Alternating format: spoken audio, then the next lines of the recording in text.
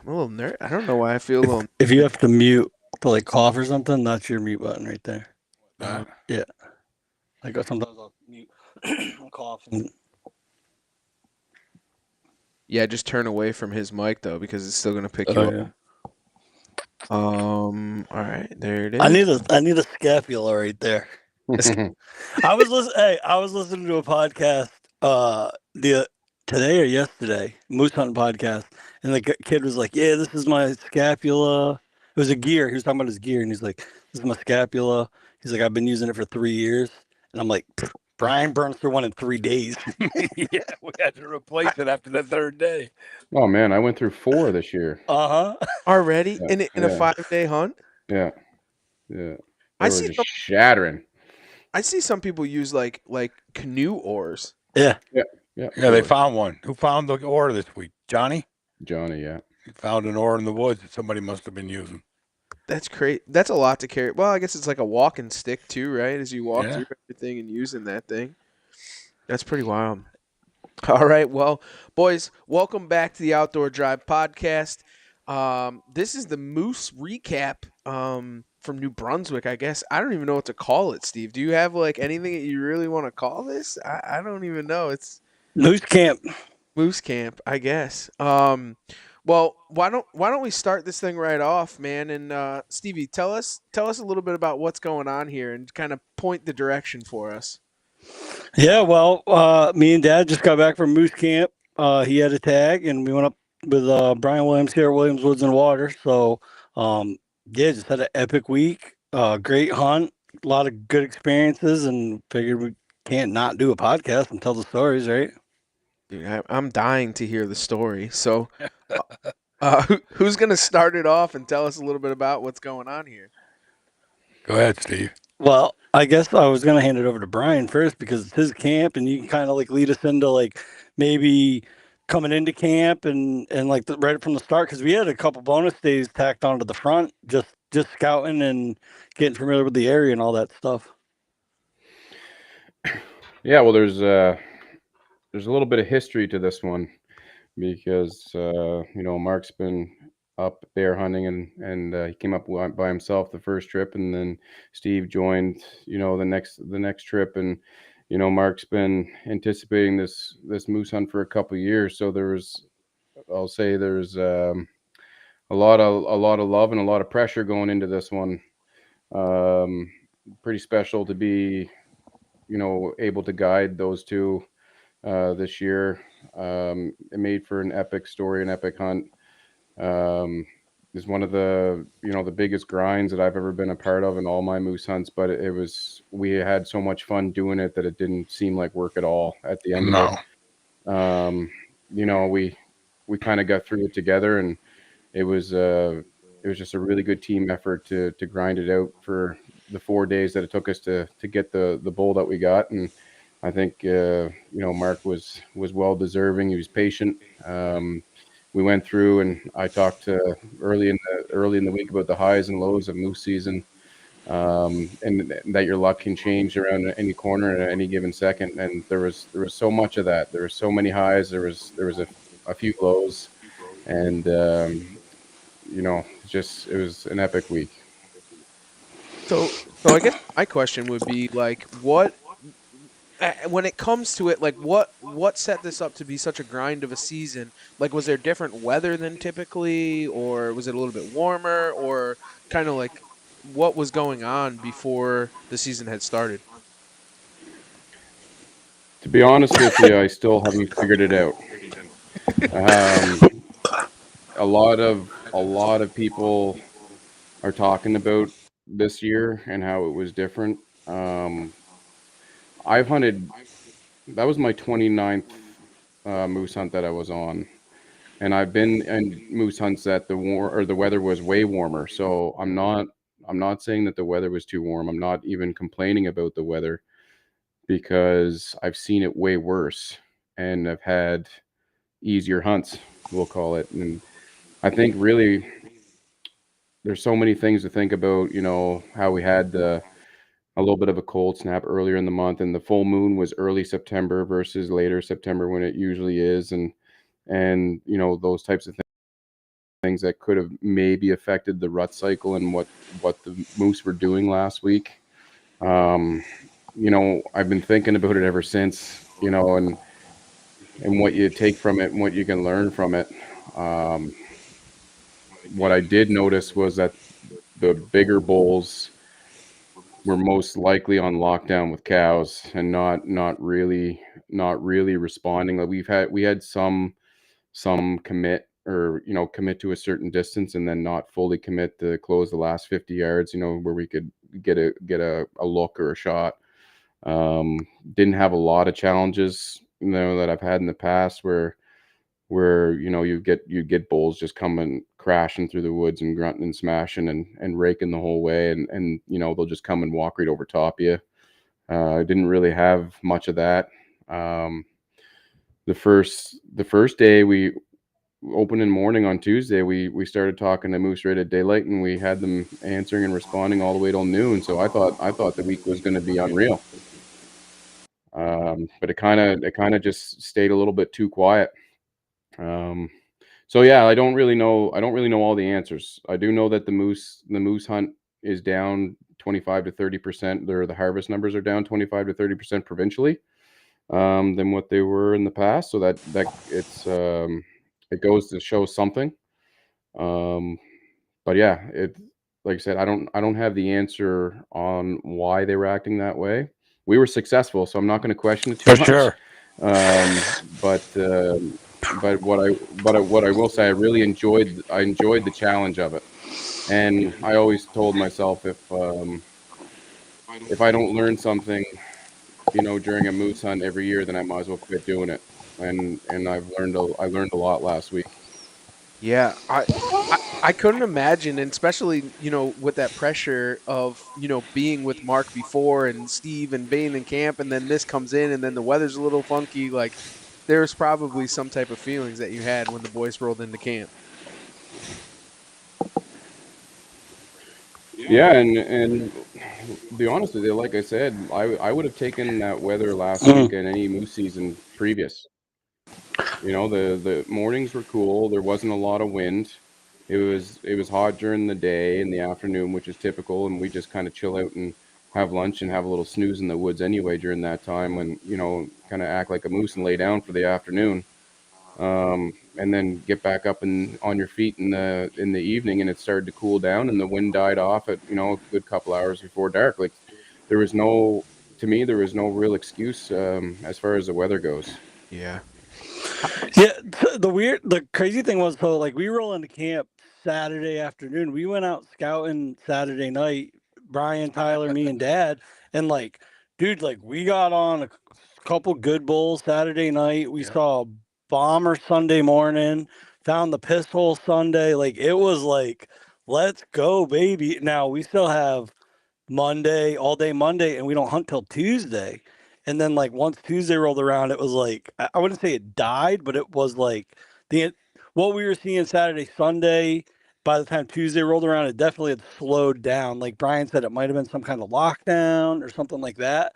But coming into Tuesday, it was looking really good, and then we got into it, and it turned into a grind quick. What were you guys doing scouting though? Like what does scouting even look like in a moose hunt like this? Like what are you going out and looking for and trying to do in that time to try and find bulls? So what I No do bull, really next is I cut. mess around all summer. Yeah, mess around all summer with trail cameras, and trying to get a bead on some bulls and where they're at. But it's proven every year that the 1st of September they start moving. They start moving different areas, but really, like, you kind of just get an idea of what's in the area for bulls with those cameras during the summer. But really, the couple days before the season is the most important to decide on where to hunt. Moose are kind of stupid in the sense that they show you where they're at. They, with their tracks on the road and or the trails, and then their fresh breaks where they're starting to set up their areas and their territories. Like they'll shred alder bushes and trees apart, right? And you'll find fresh leaves and branches on the road where they're raking. So those couple days leading into the season, is really, it helps you pinpoint where you want to start on the opening day. It's a 5-day hunt, so you gotta do that couple day preseason checking to make sure that you're in the right spot. Hmm. And Steve mentioned the wallow. We found one of those on Sunday, I believe it was, and one of those is key to hunt over. But the problem with that one was it was right on a main forestry road that you could get tied into traffic or whatever if you try to set there or set up. It was just a nice animal to see. It was a beautiful bull and had some cows with him, and we got to hear them talking a little bit that morning. So it was just a really good experience. I would have liked to have found that on a different area or a different road that we were hunting, but Is there other guys in there that you have to compete with? yeah, I mean we hunt in the area that we hunt is 1,000 acres, and it's gated, and they only let 50 tags on that property. Wow. There's 50 other moose hunters in there, moose So hunting. So you got, as far as like, yeah, but I mean, how many people did we see throughout the week? We weren't like tripping over anybody or running into anybody saying, "Oh, we're hunting here and you're not," kind of deal. Is some of the main throughways you'd pass somebody, but there's so many areas to hunt in there that you don't run into any trouble. yeah, that's crazy. So take us right into Tuesday morning and what ended up happening. I'll let Dad tell this part. Oh, I just want to say I think it was a grind after looking back on the week, but I think that it was meant to be for the three of us to go through that as close as we've become. I look up to Brian. He's good at what he does. He's excellent at what he does. Um, he works hard for the hunters. I've seen that in bear camp, and twice as hard as a moose guide. I really enjoyed following him around, watching him do his thing, telling me to get ready. Here he comes. It's very, very exciting. It happened many times before we finally did, make the shot and get the moose. But I just really think it was meant to be for us to spend that kind of quality time hunting because of our friendship and as close as we've become. I mean, we saw a moose Monday morning. Like, how did the hunt start? Monday morning, first time in the woods, first call of the week, and we had a response, and it literally, here he come, and stepped right out in front of us at 25 yards, and Brian's like, no, no, no, no, but kind of slowed down from there. But I really believe it was meant to be. Every time I looked at Brian, he assured me it's going to happen. Rest assured, it's going to happen. Next day, it's going to happen. And it did, and it was incredible to be with Steven, to be with Brian. It was meant to be. I can't put it into words. It was meant to be. Mark, when that first bull stepped out at 25 yards, what are the thoughts that are just rolling through the head? Because this is the first time that this thing's been this close. You got a gun in your hand. Dude, just to hear him grunt. And Brian's, here he comes. He's coming. Set up, set up. And Brian went to the opposite side of the road. Steven's, of course, filming over my shoulder. And the funny thing about it is it stepped out where I could get a clean, almost a broadside shot. And I said, Steven, should I shoot him? Steven's response was, do you like him? No. Well, don't leave This is that what to him. this is what happened. So it's first morning, first place we go. Brian calls. First thing you do, you hear snap, just snap, and like me and Brian's eyes light up. I'm like, get ready.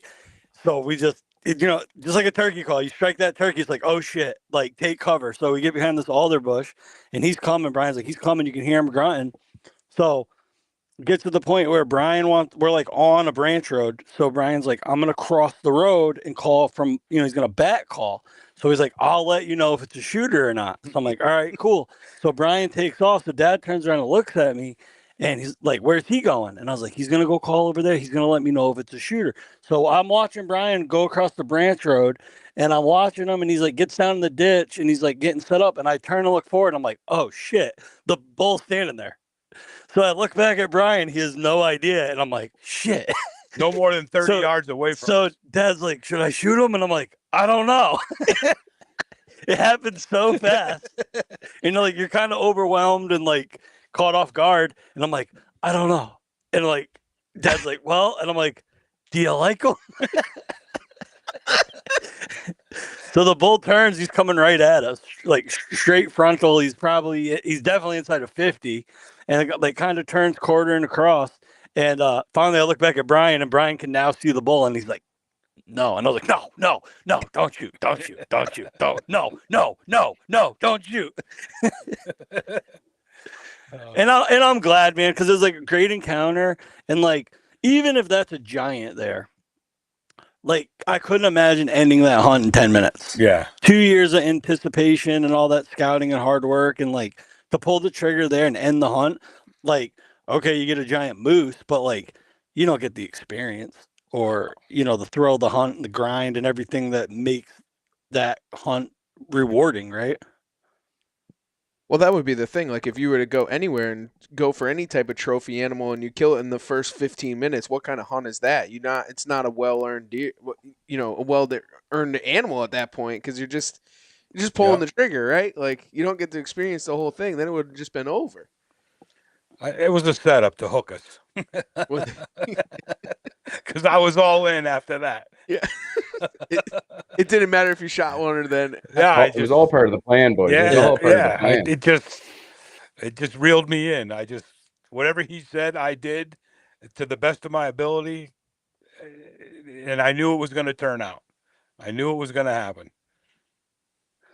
It's awesome. I think it's awesome. crazy. Just especially right off the bat, it fires you right up. It's like calling in a turkey and it's a Jake, and you're like, all right, I know this is what's gonna happen. We got this. And then when it does come up. So what happened after that?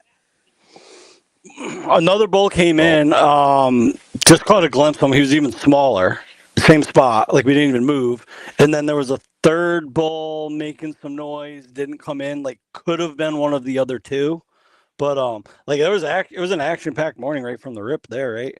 So after that, it's run and gun, like back to the truck, drive up the road, hit another spot, get out, call, hope you get a response of some sort. No response, back to the truck, down the road you go to the next spot, right? Like just run and gun, cover as much ground as you can. And they're that responsive and vocal, like a turkey would be, or like what they talk about elk hunting and whatever, because you don't really hear much about it moose hunting, because not a lot of people moose hunt, right? Like, it's a very small number of people that do it, but they're that vocal. That time of year, yeah, that time of year for that and a couple more weeks, they're really vocal, and especially if you get inside their bedroom or they're inside their bubble, and you can talk to them and they'll respond. We like when we left that spot opening morning and we went up to the next area.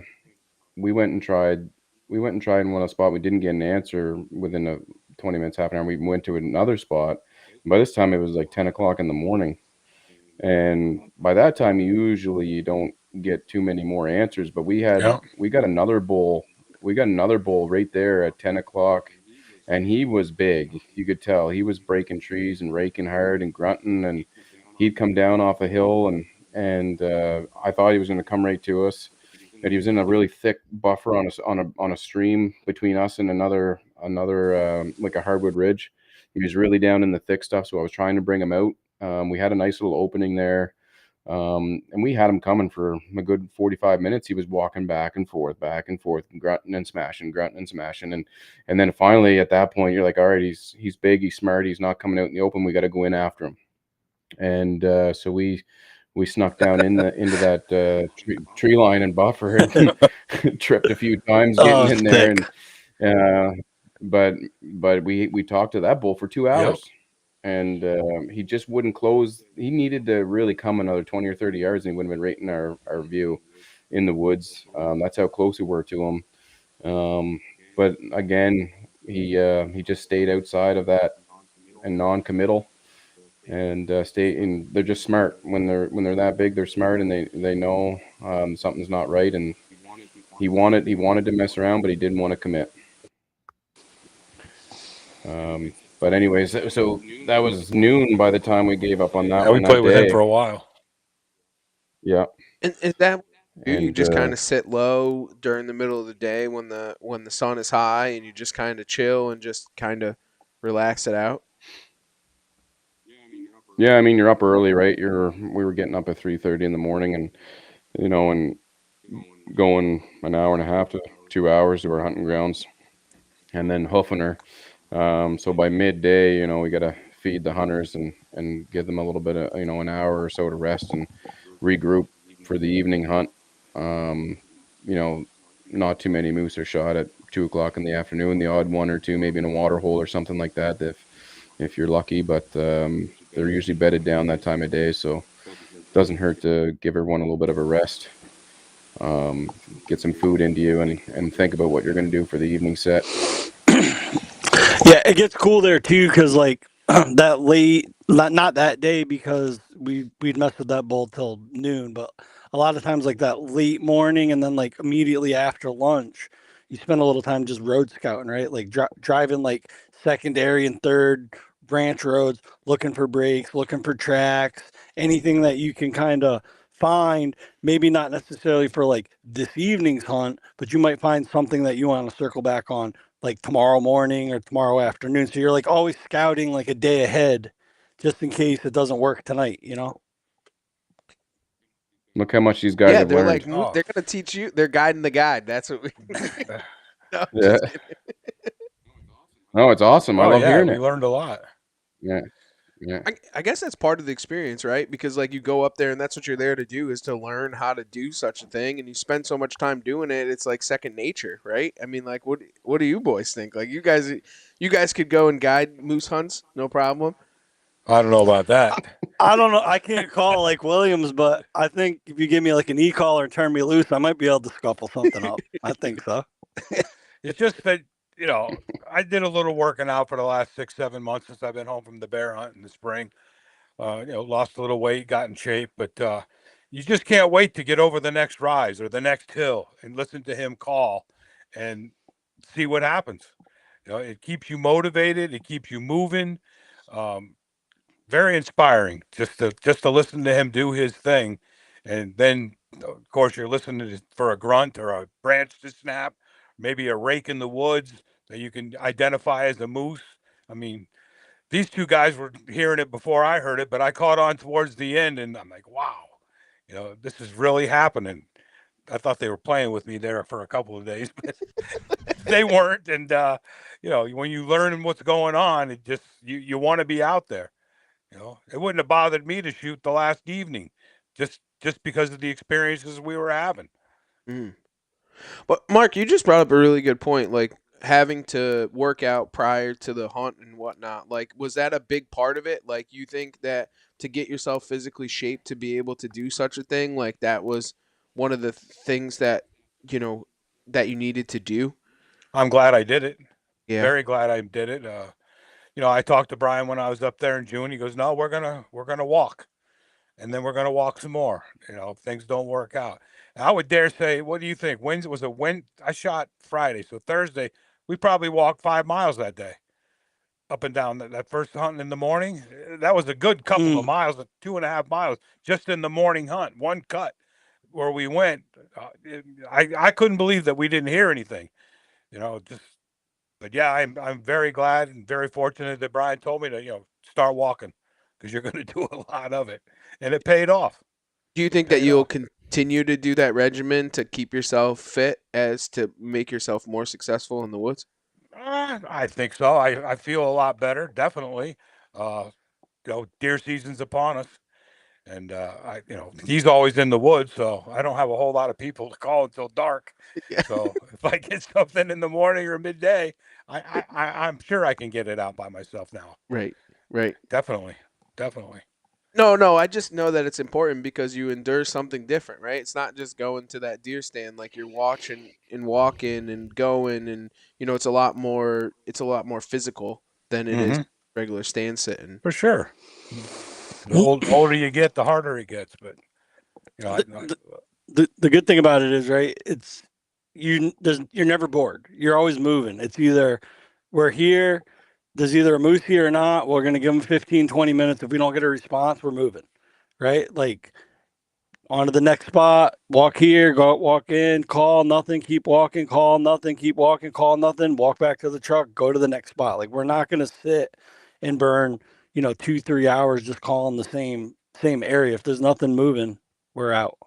So my question is, like, you come up to this cut and you try and call at him. Like, what are you trying to grunt at him? What are you trying to do? And then what is kind of that response to you trying to get from them? And then does it always happen right away? um, from my experience, what I always try to do is I try to act like two moose. I try and act like a cow and a bull, and most of the time, like an irritated cow with a younger bull with it. So if there's a bigger bull in the area, he's gonna react to that, and usually, if you get it, you'll get an answer from a bull on a cow call most of the time. And then if you challenge him with a bull grunt and bull rakes, and he reacts to that and rakes back you and grunts back you, it's usually we'll call it a more mature bull. Um, if you get an answer from a bull on a cow call and then you start acting like a bigger bull and they shut up, then it usually is a sign to me that it's a smaller bull or a bull that's already been beat up. And then they'll either sneak away or they'll just hang up and not make any more noises, right? So, from my experience, when I just act like two moose, get the answer on the cow call, because then you'll get the bull grunt, and then if you challenge him and he reacts to that and challenges you back and comes in, you're usually looking at a mature animal, or at least something decent that you can take a good look at and consider. And you can hear him grunt from a long ways away. Mm-hmm. Yeah. Yeah. Up to probably, if I put a number on it, 400 or 500 yards. Wow, that's crazy because like it doesn't sound like they're that loud. Like it really doesn't. Like like it doesn't seem like it's all that loud. No, and they're ventriloquists too. They make a lot of different noises, and they can sound far away when they're right on top of you, or vice versa. Mm. And if they want to be loud, they're loud. And you'll hear branches breaking. They're not quiet. They don't sneak in like a turkey or anything like that, right? When they're walking through the woods, they're breaking Right. shit. Brian had said that early in the week. He's like, more often than not, the first thing you're gonna hear is a branch snap, and it's not like coming through the woods snap. It's just a distinct snap. And he's like, most of the time, that's the first thing you'd hear. And like, okay, you don't think much of it, but truth be told, almost every time that was the first thing you'd hear. You just hear a snap, and that's all you need to know. Like 100%, that is a moose. That was not a coincidence. It wasn't a squirrel. That's a moose. And what is the snap? Like what does that signify? Like what are they doing to snap that branch? Well, sometimes when you're going in the evening, for example, and you start calling, say 5:30, 6 p.m., you get a couple hours of daylight left or whatever, that's them getting up, and they'll break something as they get up, or they step on a log. Like they'll respond by breaking something. And or if they're out a long distance, and it's quiet, not windy, that branch snap or whatever breaks, and that kind of triggers you to focus in that direction. And not too long after that, you're going to start hearing the grunts. So the breaking a branch or stepping on a log, or when they're not graceful animals walking through the woods. So when they go over a windfall or something like that and they break branches going through it, it's loud. And so that stuff will echo through the woods more than, say, a low grunt. So it kind of gets you focusing in that direction, and then you'll start to hear it. Because usually when you're going in an area and you let out a call, you're kind of listening 360 degrees. Okay, where is this bull or moose going to come from? And then you hear a snap. Well, then you start focusing in that way, and you can kind of tune into it. But yeah, that's just, again, from experience. That's a lot of times it's the first things that you'll get is them breaking something. All right, boys, get us into the meat and gravy of this. I want to hear about this hunt full-fledged. What happened? Go ahead, Bri. As an overall recap. Yeah, I want to hear about it. I want to know the meat and gravy. Like we're into this for half an hour. Like I want to hear what happened, what made the moose go down. A lot of it, really, what again, on reflection of it, is adapt and overcome to the situation that you're in. Where I thought we were going to hunt, a couple weeks leading up to the season is not where we hunted. And it really came down to the last couple days before the season, like we talked about earlier, and scouting around, and then the types of forests and things that we hunted for the first couple days. I will say this: we hunted everything. We hunted high elevation. We hunted low. We hunted around water holes. We hunted hardwoods. We hunted softwoods and plantations, and we hunted mixed woods. Trying to make it happen throughout the week. And there was no consistency to what we could say. Okay, the moose were high, the moose were low, the moose were around water, the moose were in hardwoods. There was nothing. So it was really just attack until you can make it happen, right? And that's the type of hunter that I am. And leading to when we actually harvested the moose, it was getting to that area where we were seeing moose, hearing moose, and kind of closing in on them, right? And then picking, different spots around that area to try. And the bull that we killed was saw the day before by one of my guides, when he was going to one of his spots. And so we made a plan. We were in that area anyway, that we were heading that direction. We made a plan to go in and attack that bull, and sure enough, he was in the same spot as he was the day before, and we tippy-toed in there like a turkey. Well, we actually put a move on him the night before on the other side, and we did get a response, a couple grunts. Thought we were in the action, like he was coming, and then a couple cows started, calling, and he just sat right there where he was. So we kind of knew where he was the evening before. So going in the morning Dad killed, like, we're pretty sure he's going to be right there. Yeah, that's true. Kind of forgot about that. So much that there's so much. The evening before the kill, that's right. He was down there with a cow in that buffer, and we knew that there was a bunch of cows hanging around that area. So, and there's several bulls there too. I seen a big one there a couple days before Mark and Steve got there. Actually, it wasn't the one that we killed. It was in that class or bigger.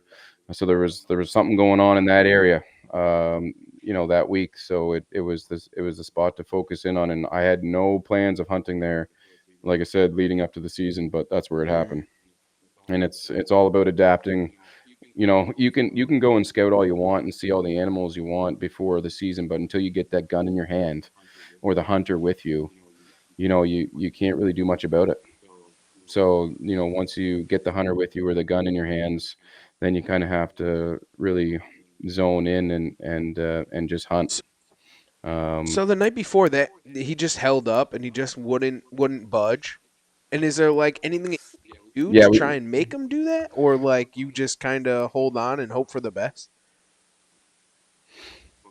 Well, that we started running out of daylight at that point, that evening, right? And there wasn't enough time to go down over the hill and go crashing through the woods and get into the dark and pressure them or bust them, right? So we heard him down in there with the cow. So you kind of know that he's not going anywhere. So we kind of snuck out of there, and the next morning he was with his cows again. And we just made a different approach. Got around the backside of where we were the night before, and he was there. He was out there about 300 and some yards when I had him in the binos. 5 minutes before daylight, and we just decided to hang tight and stay quiet and watch him until we got daylight, and then I started calling, and he turned and looked at us and put his head down and started grunting at us, like coming on a dead line from 300, and we killed him 10 minutes later, I think. He come right in on us hard. So you guys had eyes on him, and we're just watching him and watching him and watching him. Yeah, we had to watch him. You put for on a good yeah. show. What was that anticipation for you, Mark? Like that's got to be he was coming at us like almost head on, and Brian went down the road a little bit and cut into the cut, and tried to call him across, so he would go broadside, and he followed the calls. He answered the calls, and he started, got into the mode with the eyes rolled back, the horns going back and forth, and yeah, it, he just did what Brian told me he was going to do or wanted him to do, and Steven's in my ear, Dad. There's your shot. There's your shot. There's your shot. I would say what 125 yards away, and I turned to Steven. I said, as soon as he clears those bushes, boom, and it was very exciting after that. I didn't know where the bull went. I pulled the trigger. The smoke cleared. I didn't see nothing, and Steven said, "He's down, Dad. He's down." The the fun began. Nice. It was it was Nice. nice. All right. Brian let out a yell you could have heard for miles around. Oh, Definitely. what was Mark? What was going through your head as he's coming in? Like this is it. This is gonna happen. Like what is the thoughts? I think the way the hunt went during the week, I had it in my head. It's coming down to this, and I had heard the grunts. I had heard the branches snap. The first day we saw the moose, at 25, 30 yards. Um, I was ready. I was down on the sticks. I was into the scope. We were getting to be the point. He was ready to go back to that first spot opening day to shoot that bull that we saw first 10 minutes. He was ready for that. But yeah, I just It was a nice animal, Steve. Don't. But yeah, I was ready. I've shot enough animals where hunting big bears with Brian. You kind of get over that until the trigger's pulled. I couldn't hardly hold my rifle after I pulled the trigger and he dropped. I had to get out there to him. I had to see him, make sure it was there. I couldn't imagine that big giant animal just coming through the cut like that. Like that had Oh, Well, it was super cool, right? Because we saw him in the cut. Dad didn't want to shoot him at 300, right? So Brian starts calling him. Well, there was a strip of pine still there. So he actually went back into the pines, right? So he disappears. So we're watching, and Dad's kind of watching where we saw him last. And I just had a feeling he was coming out to the left more, like 100 yards up to the left. And I said to Dad, I was like, keep your eye to the left, keep your eye to the left. And then, just like every other hunt, the next thing we hear is a branch snap. Yep. And it's like, yep, he's to the left. So he comes out of the pines. This is why it was so cool. We got a little bit of everything in this hunt. We saw him. Brian called him. We got the branch snap. He comes out of the pines, rakes the alder bush, starts coming in, grunting. Horns going back and forth. Like it was like literally picture perfect when it comes down to like the moment of, to end it all. That's wild. It just blows my mind, to be honest with you. Like, especially I've seen tidbits of the video, so it's like it's super cool to see, and you guys have been through it all at this point, right? Like it's just oh yeah, and the pressure's on, the sweat equity's in there. Like that's incredible. definitely. What were you thinking, Brian? Like it's coming, and you just want him to pull the damn trigger at this point. I'd imagine, like. Yeah, I mean, it's at that point of the week you're starting to feel a little bit of the weight on your shoulders, right? As the guide, but um, I still had the utmost confidence that it was going to happen anyway. Yep. Just the way that we were going, the way that we were hunting. I wasn't losing faith. It's like, all right, let's just keep going. It's going to happen. It's going to happen. And that's, like I said, your luck changes in moose season. If you're hunting hard like that, your luck will change in a split second. And when I saw that moose turn his head and look at me, and him and I kind of locked at that 300 distance, and he put his head down when he come across the cut, just grunting like crazy. I was like, all right, I got him. And that was what I was waiting for that week, was that that commitment from a bull to to come in and challenge me, because I didn't cow call at him. I went right to the bull, grunting and raking at him when he was out there. I was like, all right, if I'm gonna get this guy, I'm gonna challenge him. I want to see if I can get him fired up. And you get him in that trance, and he closed that distance super fast. And when he did that, when he stepped out of that row of trees and he raked the bushes, and and then I raked again back at him, and he kind of turned broadside to those two and started coming right at me. I knew I had him, and I was just my heart started beating, just like if I was the hunter. I remember how hard my heart was beating because I knew that he was coming broadside. I was just anticipating the shot. Um, but then when that shot went off and I just seen the antlers drop, it's just as the antlers dropped, the weight went off my shoulders as the It's been guide, lifted. and I think I might have even closed my eyes for a second and looked up and said For thank sure. you. Um, mostly for Mark. It really had nothing to do with me. It was just a thank you because Mark deserved it, and he made a wicked shot on that bull. So yeah, it's just one of those things where it was a relief, but it was exciting. Sure. What happened from there? Oh, go ahead. Steve. Hold on. Well, one thing I was going to say, I think for the most part, Brian and we all stayed like pretty positive as far as like the grind was on. And like, just like Brian said, we know at any moment this is going to change. Like the next time we get out of the truck, one call and it could be over in 8 minutes, right? And I wouldn't say it was discouraged, but like where the pressure started building was like, what do we have to do to crack this code? Like try the plantations, a little not enough action. Then you tried the bog, then you tried the beaver swamp, then you tried then like Brian said, the hardwoods, the softwoods, like they've got to be somewhere, right? So you're going through that checklist of like that killer's gonna kill mentality, right? Like they're not here, check it off. Let's try this. Let's try this. So as the week's going on, after like day 3, it's like, what haven't we tried? Like what do we do tomorrow? Like something's got to give at some point. Right. And it's just a matter of, like I said before, we're mobile. We're hitting a lot of spots in the day. We're hitting 5, 6, 7 spots before lunch, and same thing in the afternoon. Eventually, you're going to hit the right spot on the right day and find the right bull, and it's going to happen. But when? Like, when is it going to happen? And like as the days go by, you're like, it's got to happen eventually. Like, can it just happen now? Like we ended Wednesday night and Thursday night. I shot Friday morning. We ended Wednesday night and Thursday night at the same spot. We had called in a bull Wednesday night. Tuesday, Wednesday. Yeah. Tuesday, Wednesday. Called in a bull, and like Brian had said earlier, he just he's there. He's so close, but you just can't see him. Brian was moving back and forth up and down the road trying to call him out in front of me, but he just got on. Then we went right back the next night. Exact same thing. Brian called to him, and he was there. Exact same spot, exact same setup. He just would not commit and come out and give us a shot.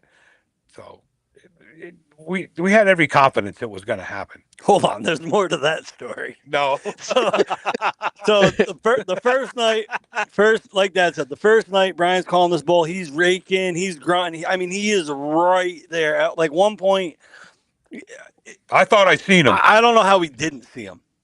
We lose daylight, end of the day. Wednesday morning, we go about our business. We hunt all day. End of the night, hey, let's go back, try that bull tonight. Maybe he wants to die tonight. Same thing. We're in the same spot. The bull's in the same spot. He's making the same noises. Brian's doing everything he can think of to entice this bull to come out, and he's not coming out. So I think it was like 7:20, 7:30. We've got to like 7:50 shooting light. So I looked at Brian. I was like, dude, let's go after him.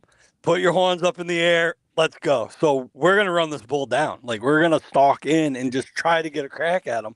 And like the bull just kept kind of staying he wasn't going anywhere. He was still there, but like just out of sight.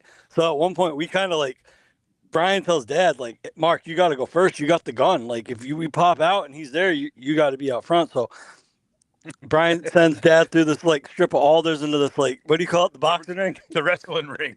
It was about the size of a wrestling ring, the area that I opened up into. Just kind of like dried up mud or whatever, right? All tracks and everything. Some fresh tracks. Like the bull had just been there. So we get through there. Brian calls again. Oh, he grunts on the other side of these alders again. And I'm right behind him. I'm videoing, I'm third place here. And there's another strip of alders. And it's like almost dark, like maybe 5 minutes of legal light. And Brian's like, Mark, you go first. Now at this point, we think this bull's at like 30 yards from where we're standing. and it's just like thick. We're in an opening, thick alders, and then another opening. And he's like, Mark, get in there. And it's thick, right? And Dad's like, what? And Mark's like, go. And Brian just like kind of just shoves him through the alders, and Dad's coming through the alders. And like, if this happens, Dad's coming through the alders, and he's going to pop out like 10 yards from this bull. And this bull probably thinks he's a bull coming through the alders. And we pop out, and there's nothing there. He's gone. He's gone. It was just wild. Just chasing him down. It was meant to be. It was. It was meant to be. That's what it seems like. It was meant to be. You could chase after him, but that wasn't the way that you needed to kill a moose. It's No. definitely not the way you were meant to kill a moose. But, Yeah. You know, and there wasn't even a moment like when a morning hunt ended or an evening hunt ended that we looked at each other and said, we're No. screwed. You know that never happened. It was just like, well, I guess we're gonna get them tomorrow morning, or I guess we'll get them tonight. And that's kind of the attitude and the mentality that you need on a 5-day season. Is you got 10 really good hunts. You've got a morning, you've got a good solid 3 to 4 hours in the morning, maybe 5, and then same thing in the afternoon. 2 to 3 solid hours of calling hunting. Or the way that we do it anyways. You can drive and beat roads and stuff like that all day long and might get lucky there. But for as far as like calling and in thick stuff, you got we'll call it 10 really good sets in a 5-day season. So you just got to believe, and you got to do your homework and just go at it hard for those 10 good hunts, and don't give up, and it'll happen. well, you guys said we're on them the whole entire time. It wasn't like you guys weren't on moose every single day. I mean, you guys No, were every just day. waiting for that to happen and for them to mess up and you to pull the trigger. That's it. I felt like as the week progressed, to me, it felt like a lot of like problem solving.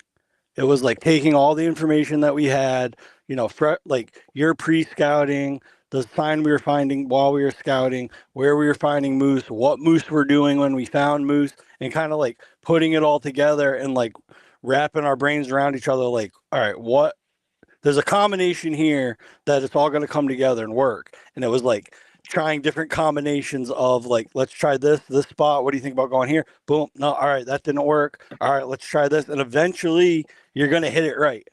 And we hit it. I we was hit it not right. going to be the one to end Brian's streak. No way. It wasn't going to happen. There was a moose who was going to die. Yeah, one way or the other. I knew it was going to happen in my head, and I wasn't going to be that guy. So now that this moose is on the ground, Mark, you shoot and you got to see this thing. You're running up to it. What is your first thought as soon as you walked up on this moose? Because I could only imagine your face. What the size of him, how big this animal actually was that I just put on the ground. It's hard to comprehend when you walk up to something like that. It's an incredible feeling.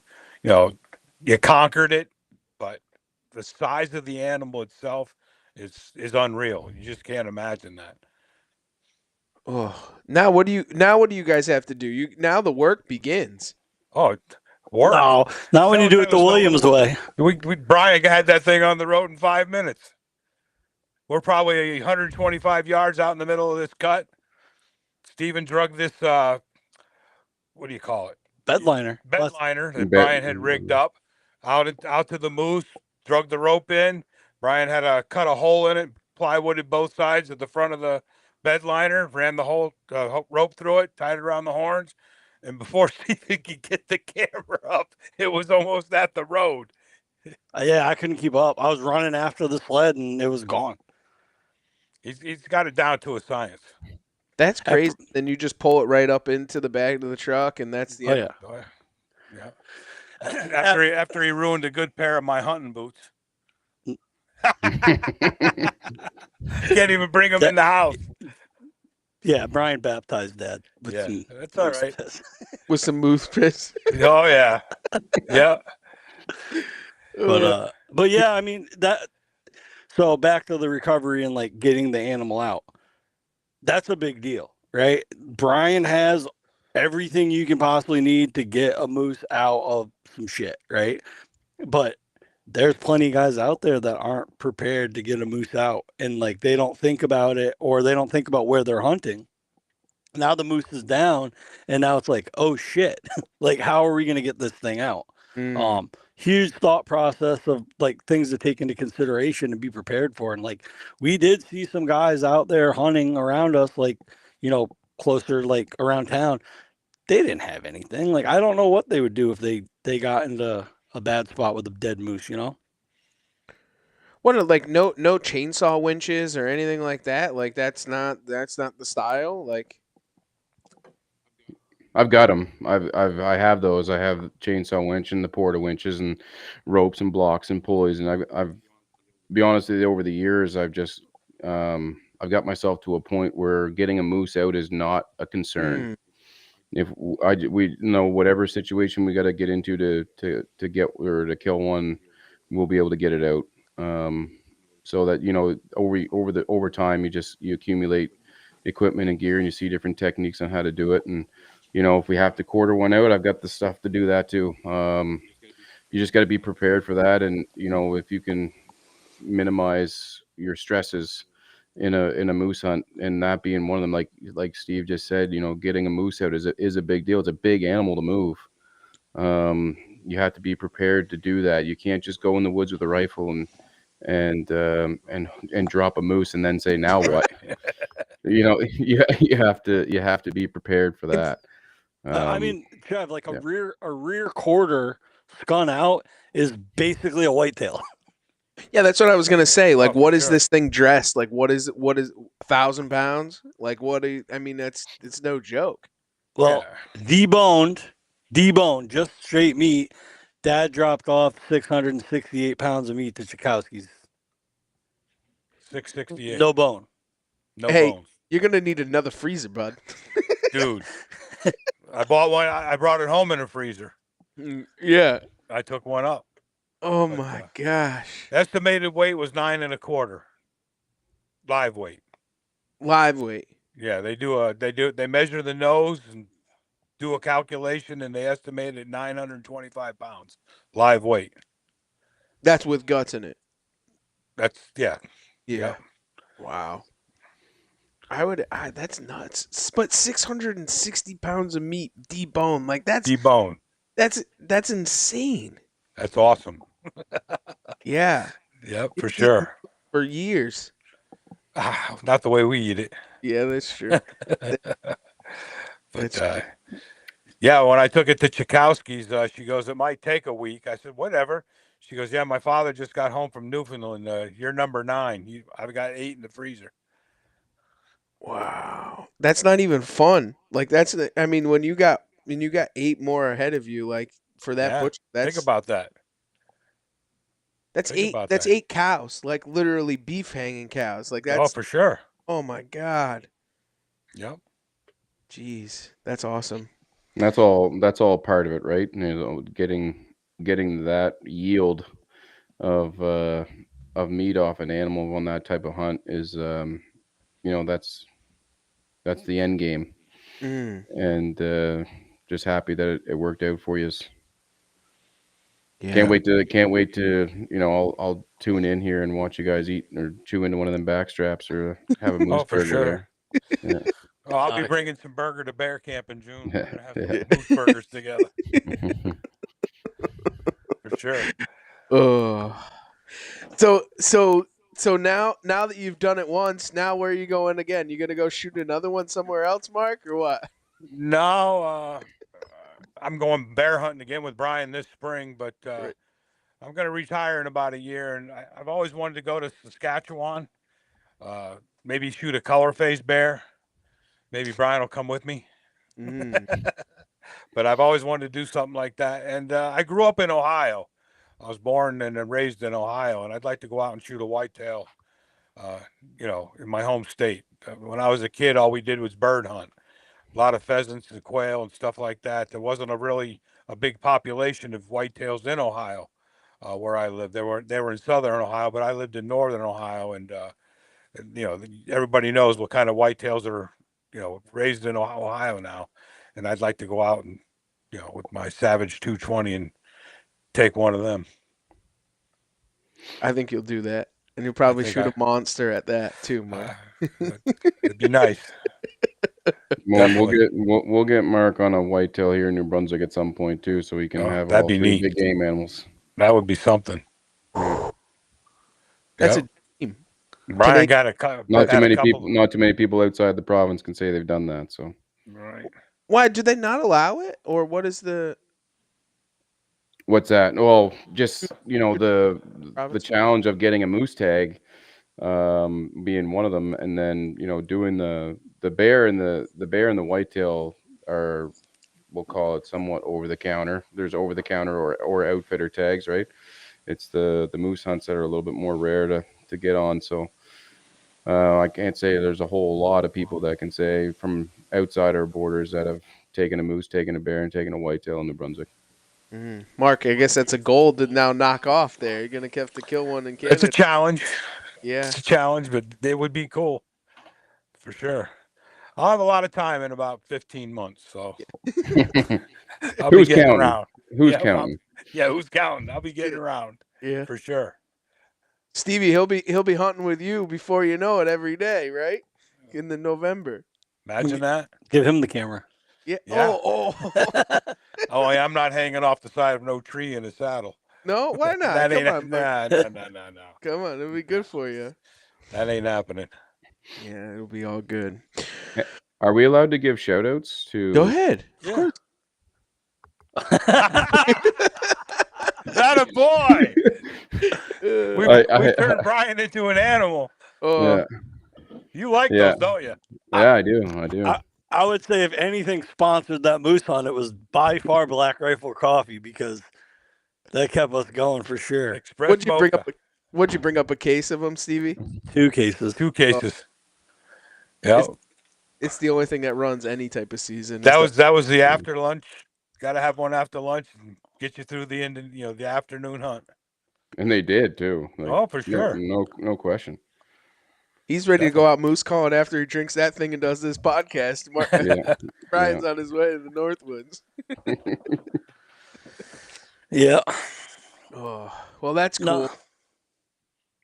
No, I was just gonna say it's just such a cool week, man. Like Brian said earlier, like we're leaving at 4:30 in the morning. We're not getting home till 9:30 at night. We're eating lunch in the woods, basically tailgating, right? Brian bring a little grill and cook up some burgers on the very good burgers, one of the best burgers delicious. on the tailgate, and just like you're in the woods all day.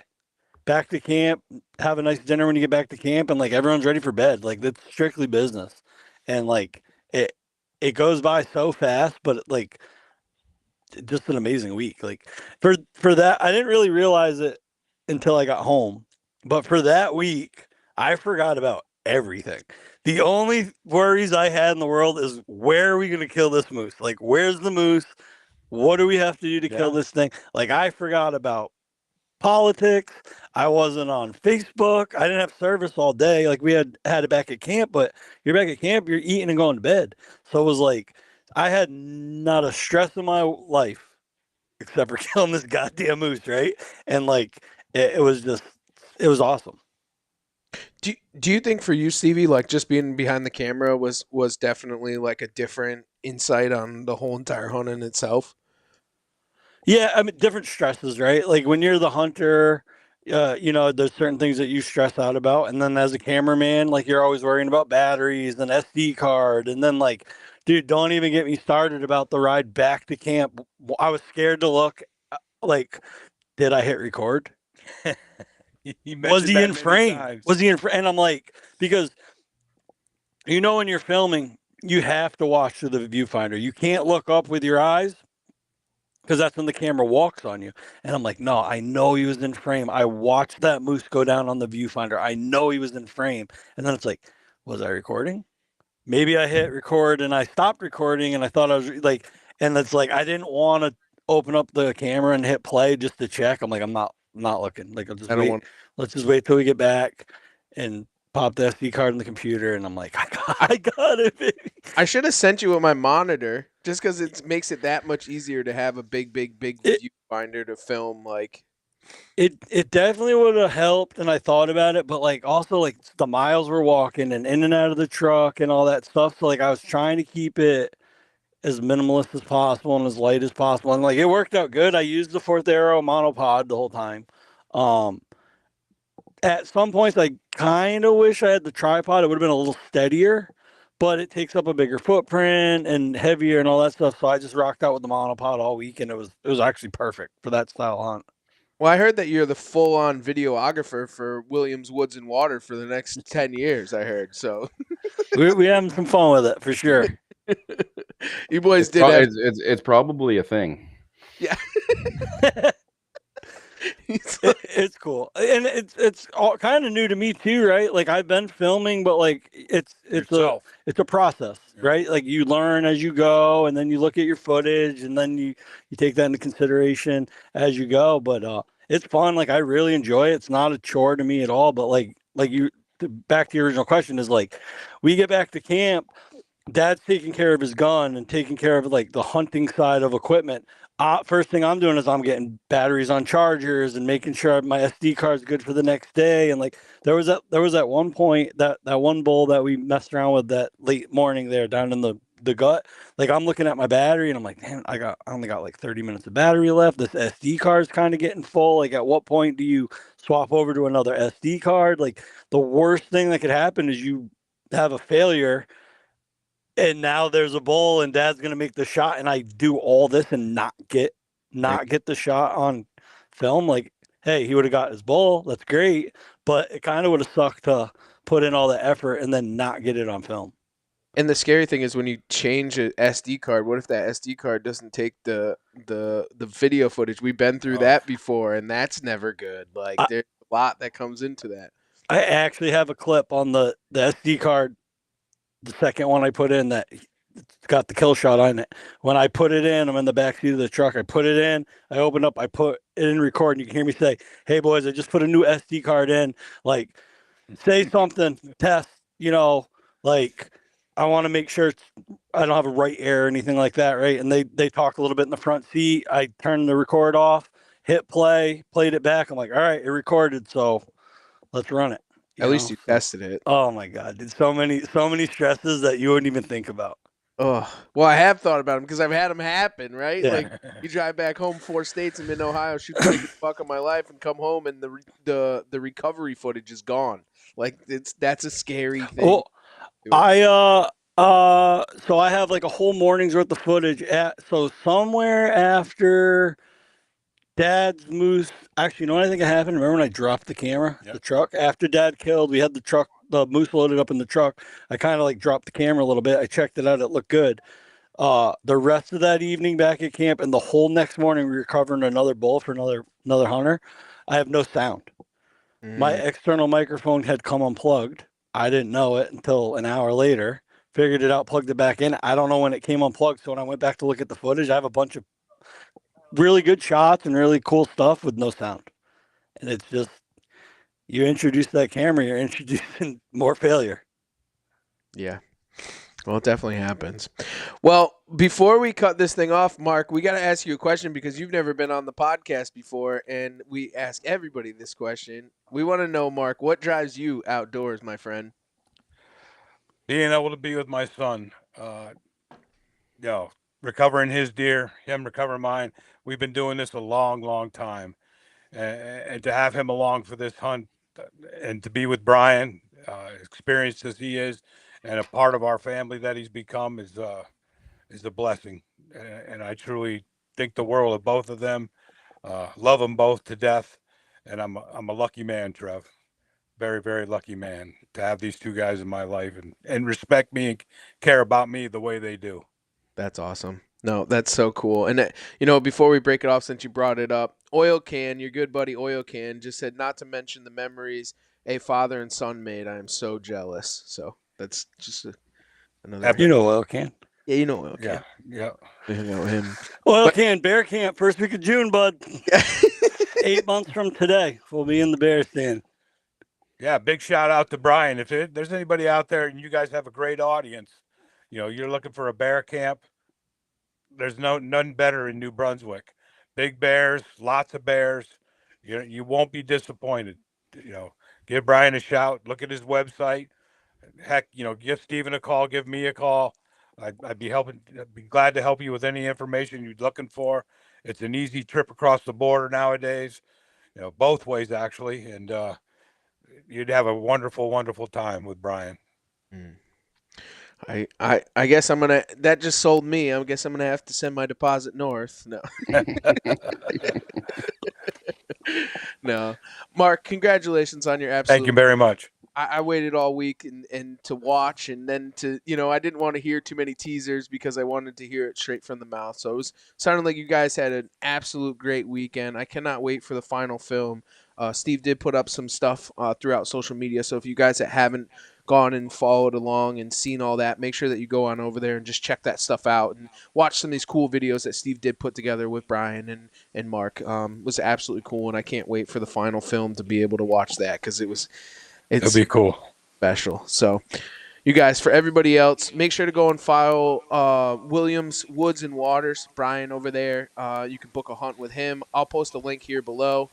And other than that, man, thanks for taking the ride right here on the Outdoor Drive.